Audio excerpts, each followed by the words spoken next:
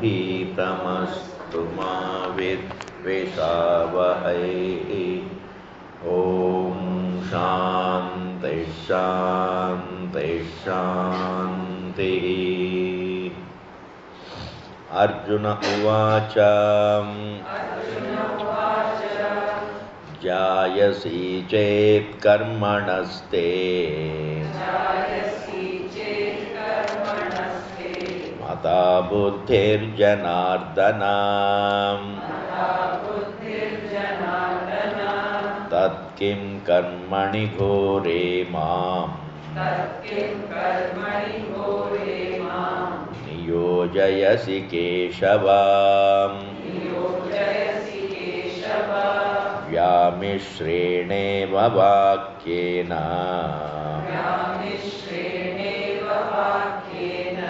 बुद्धिं मोहयसीव मे। तदेकं वद निश्चित्य येन श्रेयोऽहमाप्नुयाम्।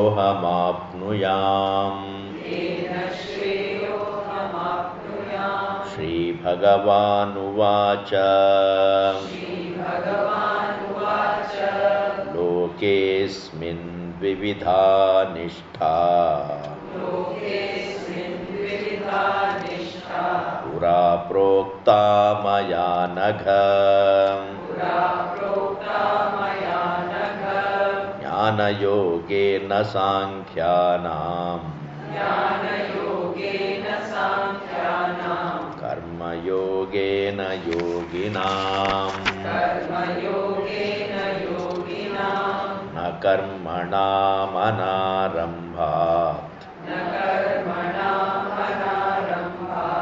नैष्कर्म्यं पुरुषोऽश्नुते न च सन्न्यसनादेव सिद्धिं समधिगच्छति।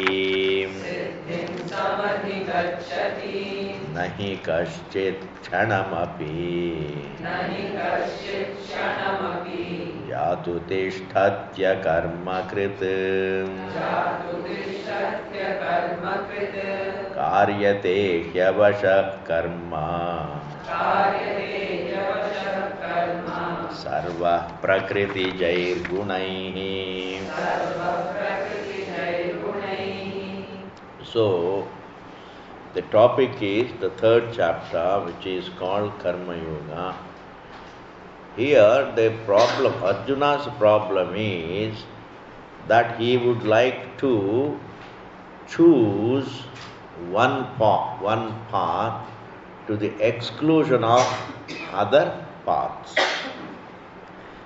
Whereas Krishna wants to convey that you have only one path.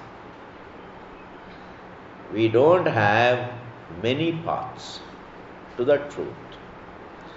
That one path is the path of self-understanding. The path of self-understanding is the path to moksha, to one's freedom. There is no second path. If there is darkness, then there is only one way, there is only one means by which you can remove the darkness, and that is bring about light. We don't have many alternatives as the answers to darkness. We don't have more than one answer. We don't have more than one answer to the darkness.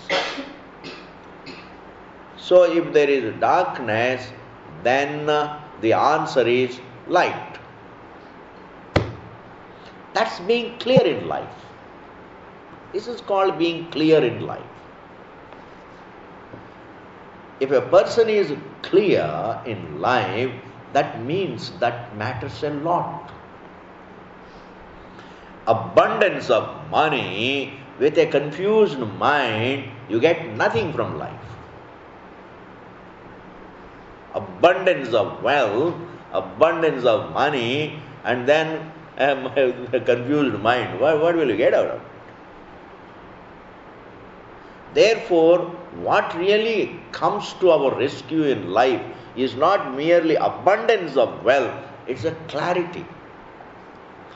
And clarity is this: if man is groping in the dark, then the answer is he must get the light.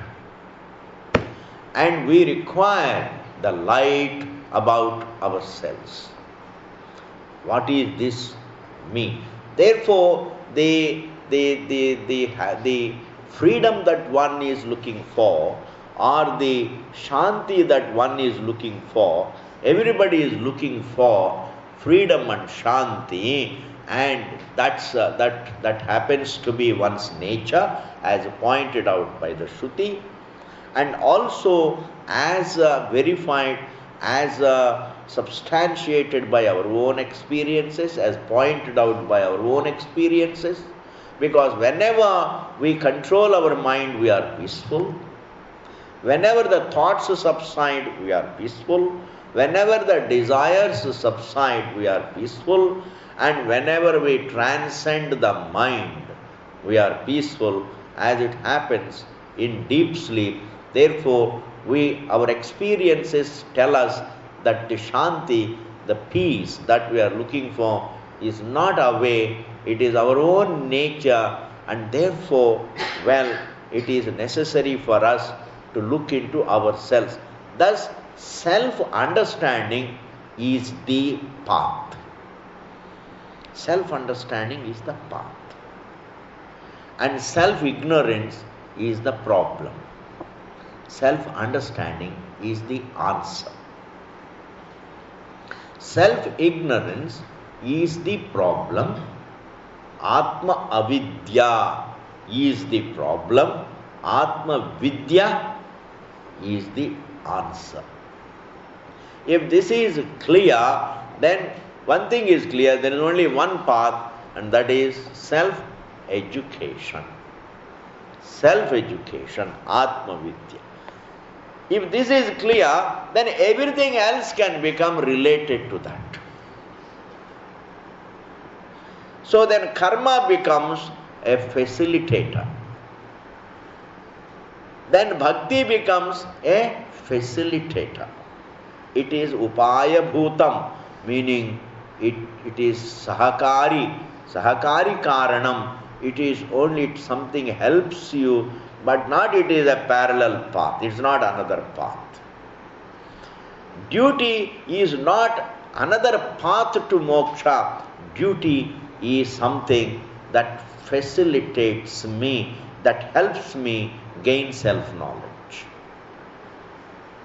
Similarly, prayer, devotion is not a parallel path to moksha. It is again meant to facilitate, it is meant to help us understand, gain self-knowledge. Therefore, jnana marga, bhakti marga, karma marga, they are not three margas. Jnanam is the marga, self-education is the path. And karma and bhakti are purificatory. They give sanskar. They give sanskara to the mind. Duty gives sanskara to the mind, and bhakti gives sanskara to the mind. Sanskara means chitta shuddhi, mental purity. Duty properly done gives mental purity, and prayer also offered every day as nitya karma, it takes care of mental purity. And if the mind is pure, then understanding the self is not difficult. Is clear? Therefore, bhakti and karma come under tapasya. That is tap. To do one's duty is tapas. And to offer prayer to God, nitya karma, every day, that becomes Tapas. It's not an ordinary thing. And tapas becomes purificatory. It purifies the mind, and once the mind is purified, then one is able to understand jnana. Therefore, what is bhakti? Is it another path? No. Bhakti prepares you for jnana. It is preparatory, purificatory. It prepares you for jnana. And prayer prepares you for jnana. Duty prepares you for jnana. That is why Karma Yoga is called, I want you to pick up this term. Karma Yoga is upaya. Karma Yoga is what? Upaya. Upaya means preparatory. And understanding jnana means upeya. Upeya. That is lakshyam. What we need to gain is jnanam, and what can prepare us for knowledge is the duty. Duty prepares us for knowledge. Karma done with yoga buddhi, karma done with yoga buddhi prepares us for knowledge. Prayer, dhiyo yona prachodayat, I have told you. Dhiyo yona prachodayat. Therefore, Bhagavan, help me understand the truth. God, help me understand the truth, because even if God gave us money, and then after a few days again we will be asking something. Because no object in the creation can be an answer to, can quench our thirst. No money can quench our thirst. No name can quench our thirst. No fame can quench our thirst. Nothing in this creation can quench the thirst, because our thirst is for fullness, our thirst is for eternity, our thirst is for freedom, and that thirst cannot be quenched by any number of objects or any amount of wealth. And therefore, God, even if you gave me a lot of money, I will still be incomplete, and therefore God, give me intelligence, give me vichara shakti, help me understand the truth. That prayer. So if every day, if Gayatri is repeated every day, Gayatri is Nitya Karma. Gayatri is Nitya Karma. On a daily basis, if you go on saying every morning, evening, if you say, God, help me understand the truth, that prepares the mind. This is what is upayam. Bhakti is upayam. Karma is upayam. Understanding is upeyam. And this bhakti and karma are together called tapas. It's called tapas. Tapas is not torturing oneself. Tapas is in the form of doing the right thing. Vihita karma, doing the vihita karma and avoiding the pratishiddha karma is called tapas. I want you to hear it again. Doing the vihita karma, doing the vihita karma and avoiding the pratishiddha karma is called tapas. What else is tapas? Satyam vada, satya vadanam, and also the not talking the anritam, speaking truth, and not speaking the untruth, quote unquote, is called tapas. And the sutra is, the principle is vihita karma, doing the vihita karma anushtanam, the vihita karma anushtanam, and also the avoiding the pratishiddha karma, that is what is called the tapas. And therefore Karma Yoga is Upaya Bhutam. Therefore Arjuna is told by Krishna, hey, don't try to select. You don't try to choose Jnana Marga. Don't think Jnana Marga is different from Karma Marga. Don't think Jnana Marga is different from Bhakti Marga. Jnana Marga is the Marga. That is what we all want. But then duty prepares us for Jnanam. Bhakti prepares us for Jnanam. Don't think of the three as three. They are not three. If you can get this much Jnanam, you have got a lot in life. ये बहुत बड़ा प्राप्ति है, इसको अच्छी तरह से समझना. ये बहुत बड़ा प्राप्ति है. Because bhakti, jnana, karma cannot be three margas. Jnanam is what we want. Jnanam is what we need. Light is what we need. But then, in order to understand ourselves the truth, we require to have antahkarana shuddhi, mental purity. We have to move from a state of being a prakrita to a state of being a sanskrita. Sanskritantahkarana. Sanskritantahkarana. We are all born with a prakrita. Prakrita. Prakrita means, a very, very impulsive mind. Swabhavika impulsive. Kama, Krodha, Lobha, Moha, Mada, Matsarya. These are all what? Impulses. And these impulses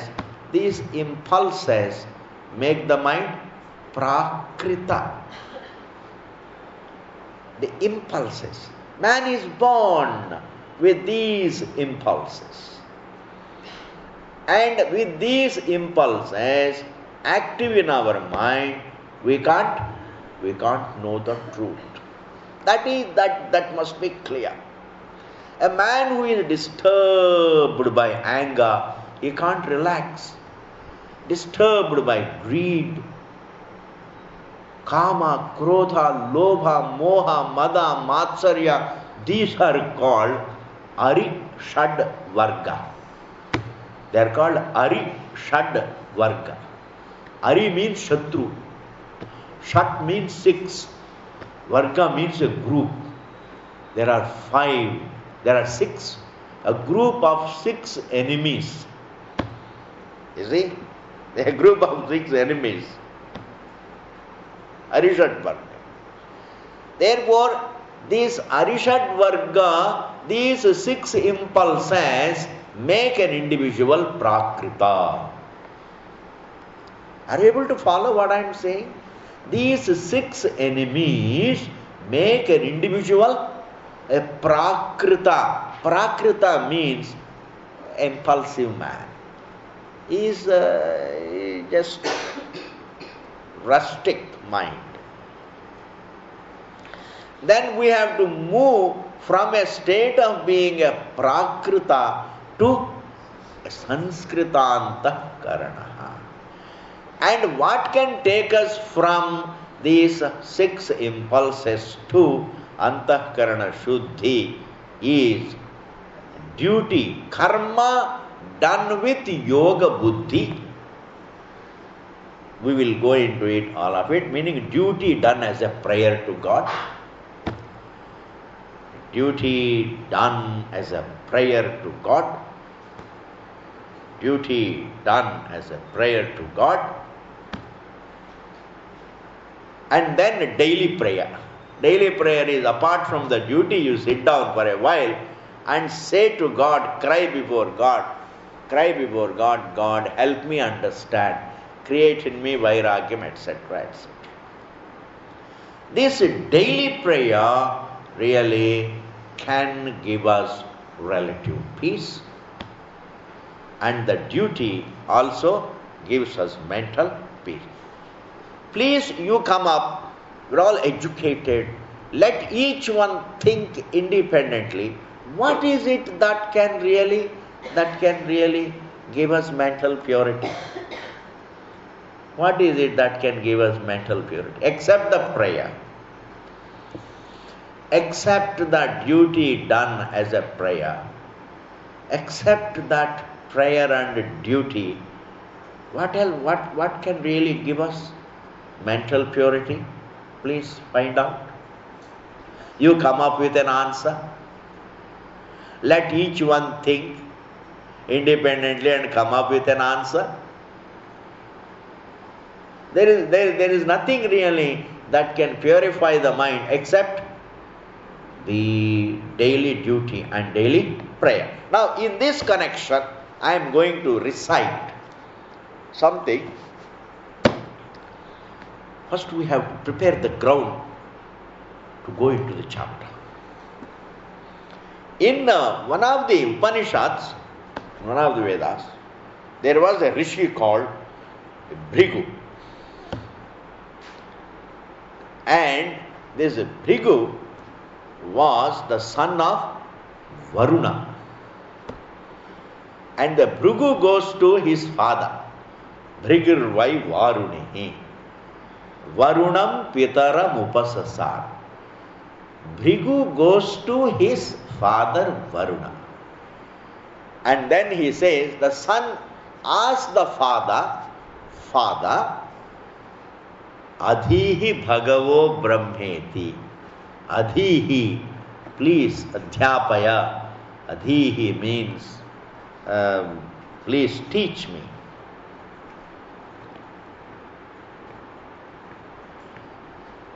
Adhihi Bhagavo Brahmeti. Tagamho Vacham. Tasma Etat Provacha.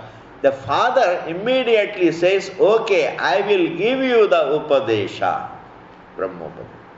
Do you know what the father said?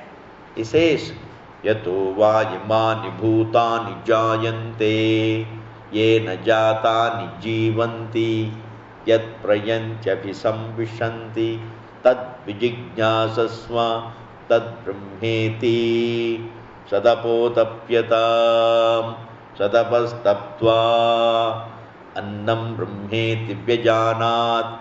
And it was cancelled out. Prano brahmeti vyajanat. And that also becomes really cancelled out. Mano brahmeti vyajanat. That was also cancelled out. Vijnanam brahmeti vyajanat. That was also cancelled out. Ultimately, he discovers Anandam brahmeti vyajanat. Anandam brahmeti vyajanat. Anandadhyeva khalvimani bhutani jayante. Anande na jatani jivanti. Anandam prayantya visam vishandidi tad vijñāya. Saisha bhār kavi varuni vidya. There the vidya is over. What I am saying is, when the Rishi Putra, the son of Rishi, approaches his father, please teach me what the truth is, then the father says, well, truth is nothing but the source of your mind and the world, the support of your mind and the world, where your mind is born, where the mind is sustained, where the mind resolves, that is indeed Brahma. The very background to your mind is the truth. The very background to your mind is the truth. And what is it that helped him understand it? Satapo tapyata. He did tapas. What is tapas? Tapas is not really denying it's not fasting tapas. It's not fasting that merely, just not eating is not tapas. Merely not eating is not tapas. Living in a cave need not be tapas. Or living in a cold place need not be tapas. Tapas simply means doing the right action and avoiding the wrong. That is tapas. Vihita karma anushtanam doing the Vihita karma, and Pratishiddha karma nirakarana, meaning it is tyagaha, Pratishiddha karma tyagaha. Avoiding the Pratishiddha karma wrong. Like speaking truth is tapas, because that guarantees peace. By definition, tapas is that which guarantees mental peace. Which guarantees mental peace. Whenever you speak truth, you will feel nice. When you help somebody, you will feel nice. When you do your duty, you will feel nice. When you serve your parents, you will feel nice. You look after your partner, you feel nice. You look after your children, you feel nice. Whenever you are doing Vihita karma, whenever you do the Vihita karma guarantees Shanti. I want you to pick up this paribhasha. What is the paribhasha? Vihita karma done guarantees mental peace. What did I say? Vihita karma done. Vihita karma done guarantees mental peace. Whereas Pratishiddha karma done guarantees unhappiness, disturbance, dukkham. Therefore, the Vihita karma, doing Vihita karma is tapas. So tapas is not another action. It is not karma visesha. Tapas is not karma visesha.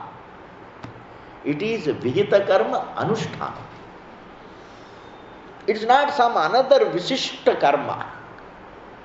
Like going to or living in a cave or living into. Tapas is not torturing. Imposing pain on yourself need not become tapas. If you fast for 40 days, it need not. Supposing you fast for 40 days and in between you tell 40,000 lies. Imagine. You fast for 40 days and in 40 days you tell 40,000 lies. Is it tapasya? It's nothing. It is so easy to fast, but it is so difficult to tell the truth. And therefore, when you tell the truth, that is tapasya. That is tapasya. Satya, satyam, vada, dharmam, chara. That becomes the tapasya. Therefore, what is duty? If Bhrigu ultimately understood, do you know what Bhrigu said? When Bhrigu is the son, Varuna is the father. You can remember the story. There was a rishi by name Varuna. He had a son by name Bhrigu. So the Bhrigu, the son, goes to his father and tells him, teach me Brahman. Adhihi bhagavo brahmeti. And then what is the definition? The father gives the definition. What is the definition? Yato va imani bhutani jayante. The source of your mind. The source of your eyes. Your eyes are rooted where? That is the truth. Your ears, the faculties are rooted. The eyes and ears, all the five senses are rooted where? That is the truth. Your mind is rooted where? The root of your senses, the root of the mind is the root of the universe. Did you hear that? The root of the senses, the root of the mind is the root of the universe. Therefore, you better look at yourself. You look into the source of your own mind. Then Bhrigu goes to Ekanta, to a quiet place. And he lives a life of duty, he lives a life of values, he lives a life of prayer, and he lives a life of reflection. and that takes him, that gives him the clarity. And what is the clarity? Anandam Brahmeti Vyajanat. He discovered, hey, the truth is nothing but Anandam. Anandam is the truth. Anandam means what? Serenity of your being. When your mind is quiet, for example, I just tell you, you come back from your office and you feel tired, you sit in the chair and you close your eyes and close your mind, don't remember, just to be. You want to just to be. And when you just to be, you just remain. Is it not Anandam? Shant. You're not thinking of the past, not thinking of the future. There is no desire in the mind, and there is no anger for anybody, and there is no jealousy for anybody. No individual is really on your mind. Nothing is on your mind. When your mind is free, when you are free from all the memories, etc., just be. What are you? Anand. Have you ever deliberately looked at the prelude to sleep? You know, prelude,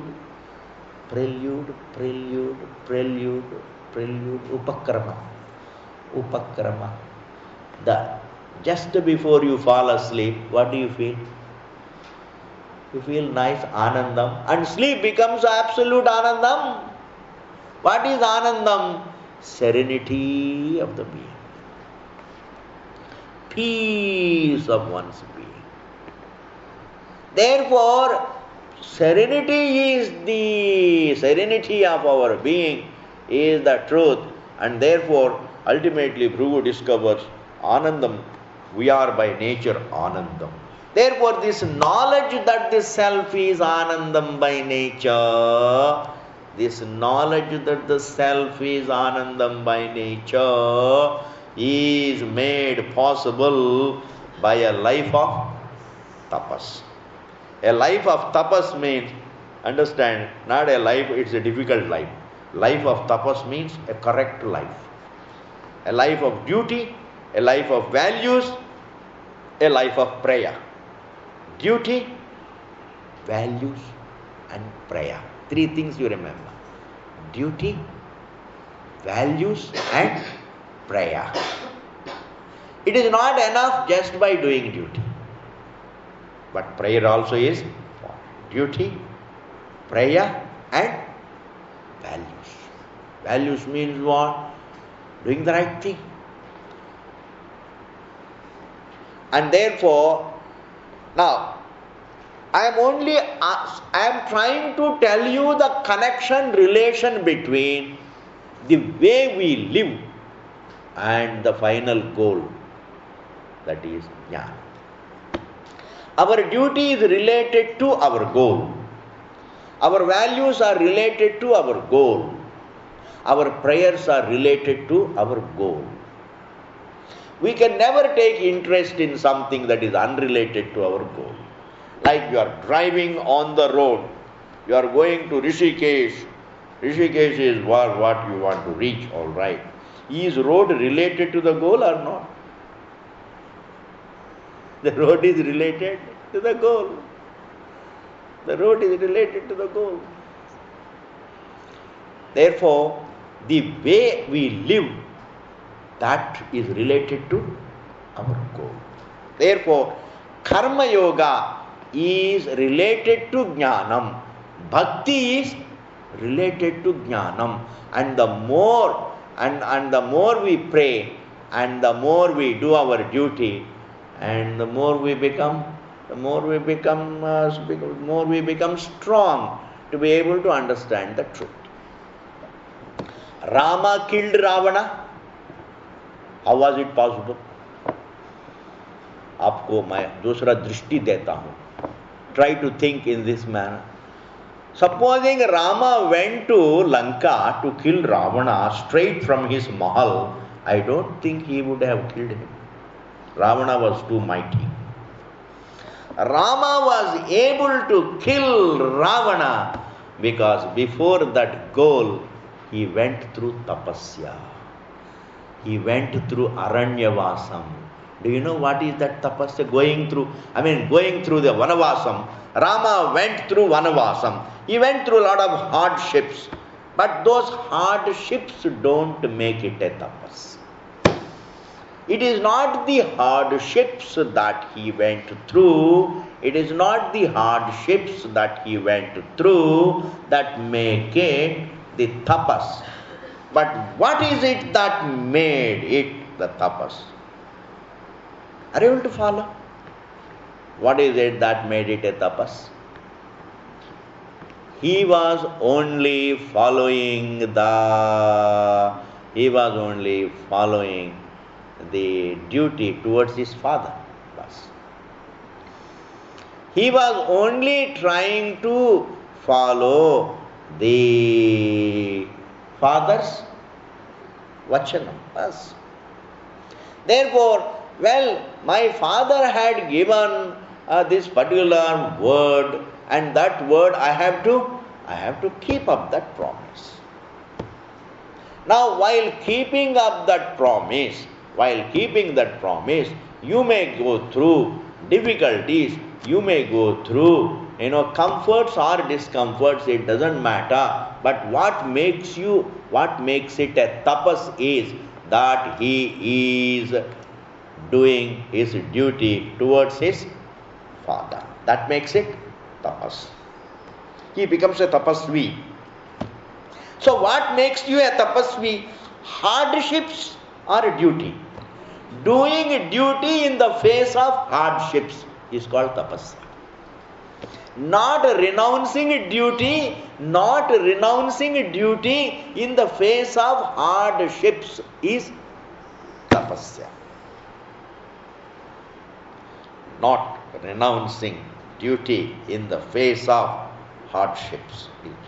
Generally, what do? We renounce the duty whenever we are faced with difficulty. Yes, whenever. Therefore, Rama was able to kill Ravana. Why?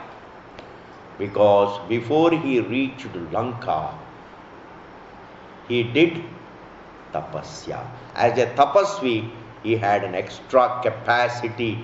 He had extra capacity to face Ravana. Therefore, tapasya makes you stronger. Tapasya makes you mighty. Tapasya makes you peaceful. Tapasya makes you strong, clear, and mighty. You will not give up the right path. Come what may. That is called tapasya. Who is a weak person? What is the definition of a weak person? A weak person is one who just gives up the path of truth and takes to the path of untruth whenever he finds it difficult. The one who gives up the dharma marga or the path of truth, he gives up whenever he is the one who can be tempted away from the path of truth. The one who can be tempted away from the path of truth easily is called a weak man. And who is a strong man? The one who cannot be tempted away from the path of truth. So Rama was able to kill Ravana because he went through tapasya. Yes. You want to send a child to school. What do you do? What do you do? You want to send a small child to nursery. What do? You first mentally prepare him. Mentally prepare him to go to school. Take another example. Supposing a person wants to marry, what should he do? He should be mentally prepared. What is mental preparedness? I should be, if I marry, if I enter Grihastha-ashrama, then I have to be a responsible husband. He has to understand in his mind. I have to be a responsible husband. I have to be a responsible father. I have to be a responsible son. I may have to play a lot of roles. In this manner, a person who imbibes the sense of responsibility, having imbibed the sense of responsibility, if he enters the Grihastha Ashrama, then definitely he will enjoy it and he can continue there. He will not be a dropout. Without mental preparation, if he enters the Grihastha Ashrama, he will become a dropout. He will marry today and after 2 months he will give a divorce, or he will be given divorce and he drops out. Why? It is not possible to continue anything without becoming mentally prepared. Similarly, retirement. When a person becomes really retired, he should be mentally prepared. This mental preparation is what Krishna is telling here. In order to understand yourself, what you require is mental preparation, and what can prepare you is karma and bhakti. I have given the introduction. Now, the verse number 3, look at the verse number 3. Therefore, Bhagavan is going to say, hey, don't get confused. Shall I follow bhakti marga, or shall I follow karma marga, or shall I follow jnana marga? These are all prakrita janas, the people who do not know much. It is they who get confused. We have, please listen, we have certain faculties. One of the faculties that we all have is, we have a capacity to think and understand. This is called buddhi. Nishchayatmika antahkarana vrittihi is called buddhi. We all have, we can discern between what is right, what is wrong, what is what has continuity, what has discontinuity. We are able to observe and analyze and understand. This capacity to observe, this capacity to analyze, this capacity to understand is what we call buddhi, and we are all endowed with this faculty. And we also have the faculty of feeling. Feeling means we have a faculty to seek, to pray. We have a faculty to pray. Prayer is only unique to human beings. Human beings can pray. An animal can't pray. Therefore, to be able to pray is also a faculty.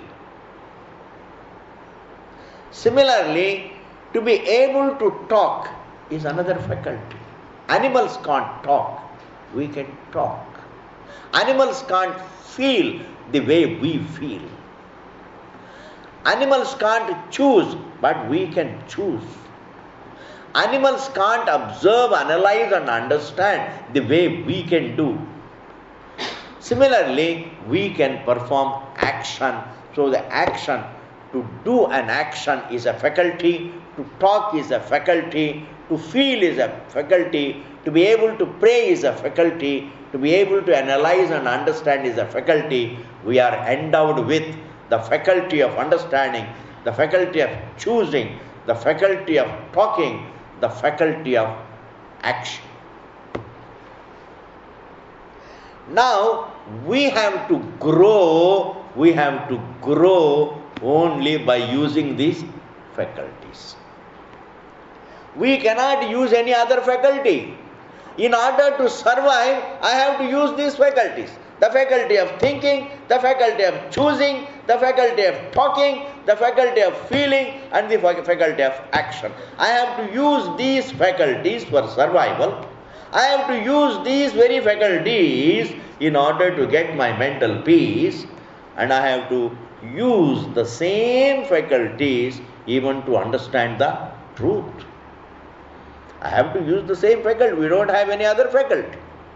And therefore now, if you are doing an action, it is karma. Karma. If you are talking, it is karma. If you are doing, it is karma. And if you are praying, it is bhakti. If you are praying, it is bhakti. And if you are analyzing and understanding, then it is jnanam. Now tell me, which can you leave and which can you follow of these faculties?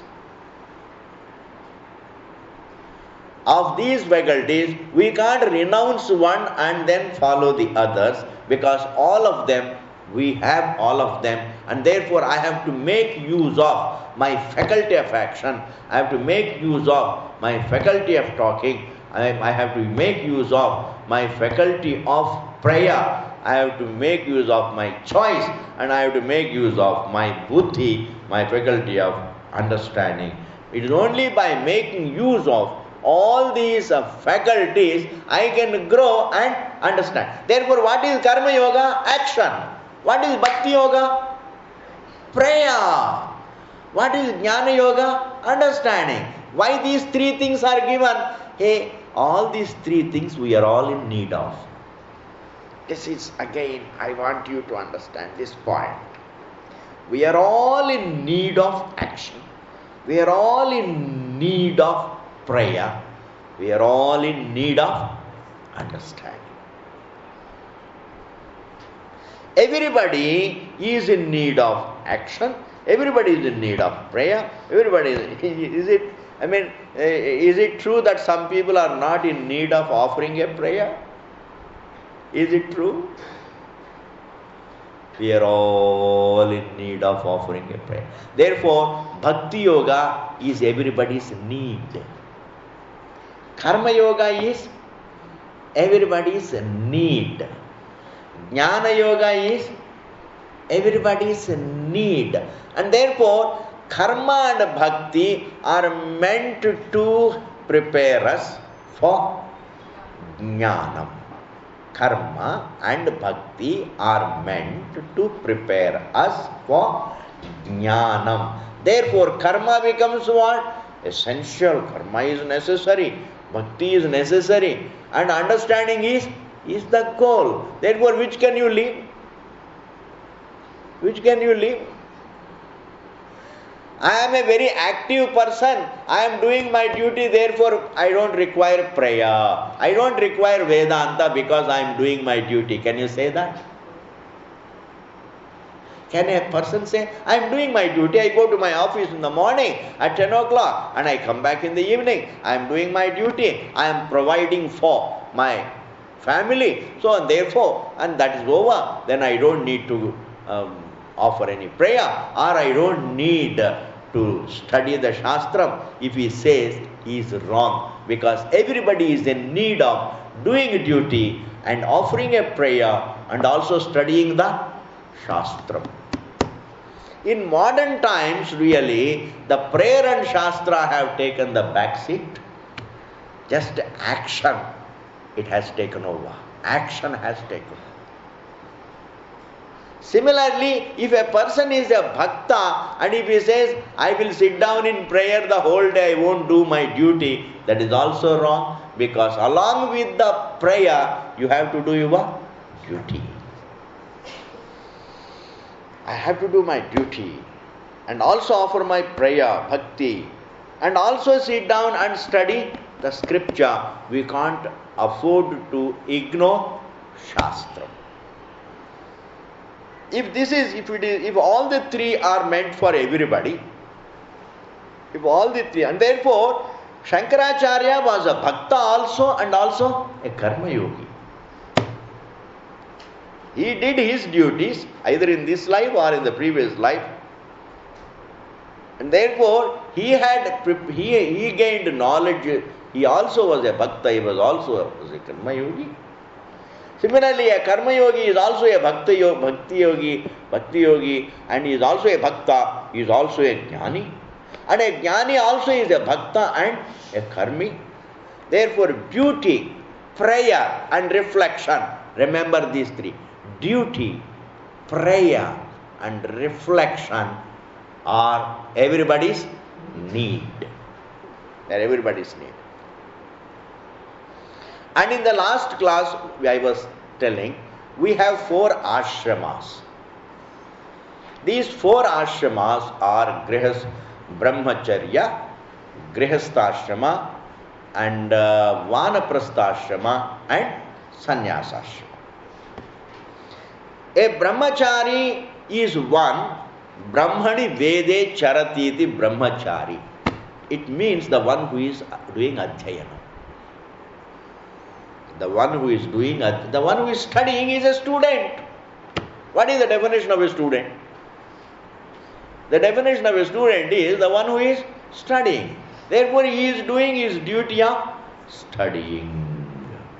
And he is offering his prayer also.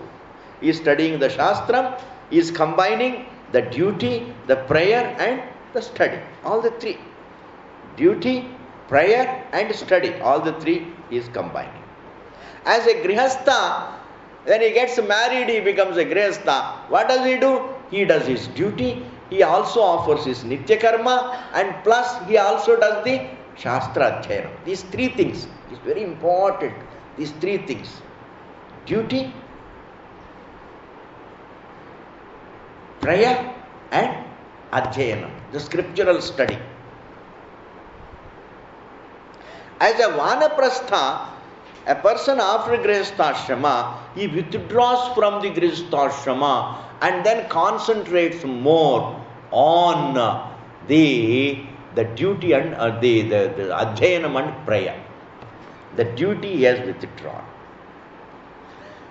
As a Vanaprasthi, he is concentrating more on the prayer and Adhyayanam, scriptural study. And as a Sannyasi, he is absolutely concentrating on the scriptural study. Even prayer has already culminated in mental purity. For him there is no anushtanam, there is only mananam. There is no karma, there is only mananam. Therefore, Bhagavan Krishna says there are only 2-fold path. What is 2-fold path? For a brahmachari, it is both karma and jnanam. For a grihastha, it is karma and jnanam. And it is for the vanaprasthi, again it is adhyayanam and the prayer, only jnanam. For sannyasa, only pure jnanam. But what is common to all the 4 is only adhyayanam, scriptural study. Adhyayanam. Therefore, it makes it, dvividha nishtha. Nishtha means path. I am going to take some time to explain these words, and it is better that you learn these details. Nishtha means path. Sthitihi iti. We don't have 2 paths, we don't have 3 paths, we don't have 4 paths, we have one 2-fold path. We don't have 2 paths, we have a 2-fold path. A 2-fold path means the path of karma and jnanam, and the same path, the path of purely jnana.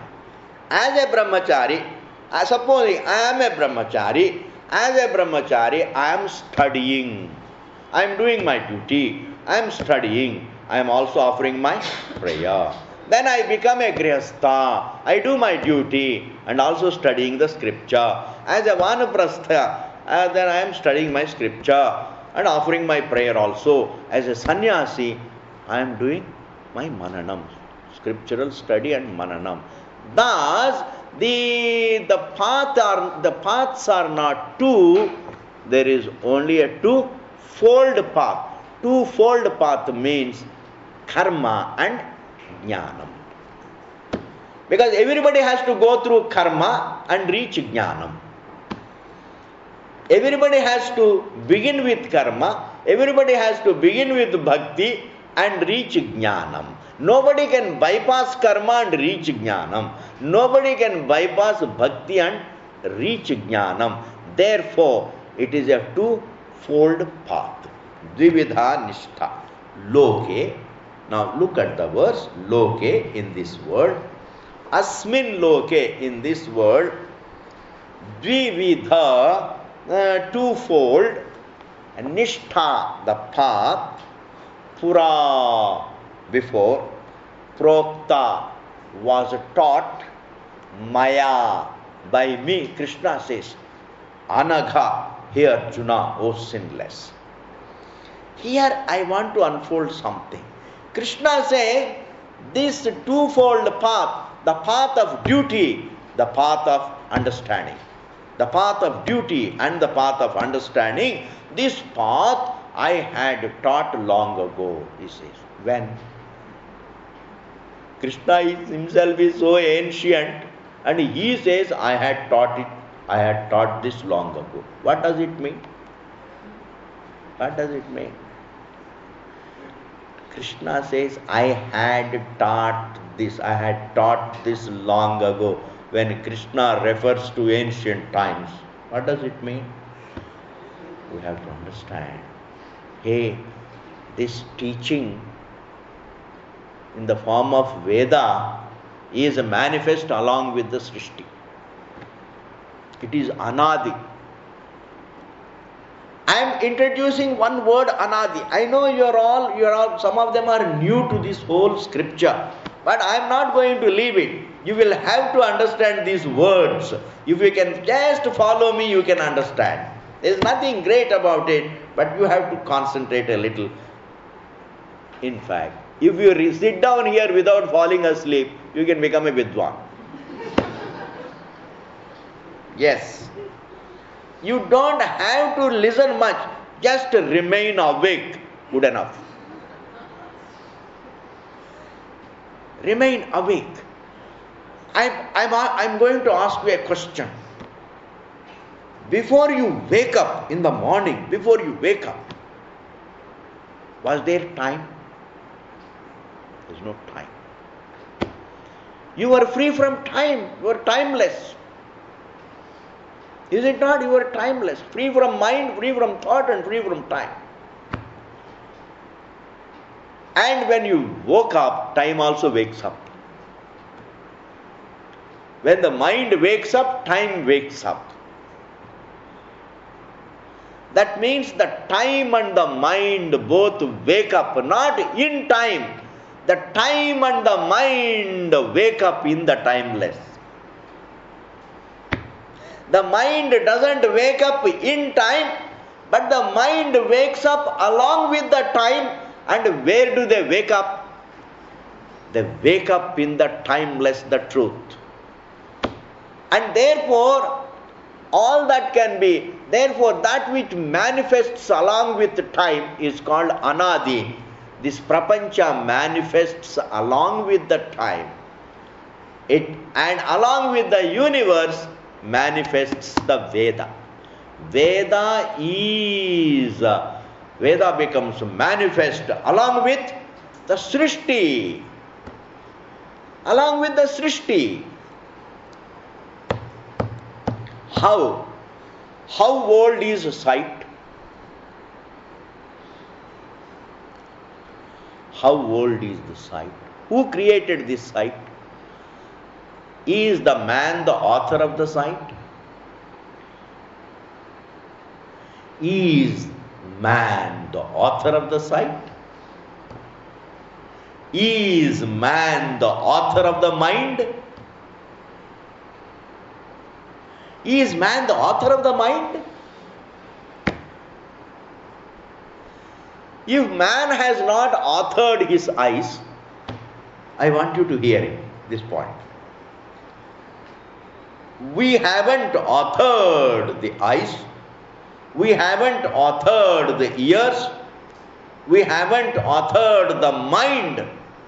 In fact, We haven't authored any faculty. We only make use of the faculty. We make use of the eyes. We don't author them. We don't create them.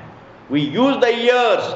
We don't create them. We use the mind. We don't create it. We use the choice.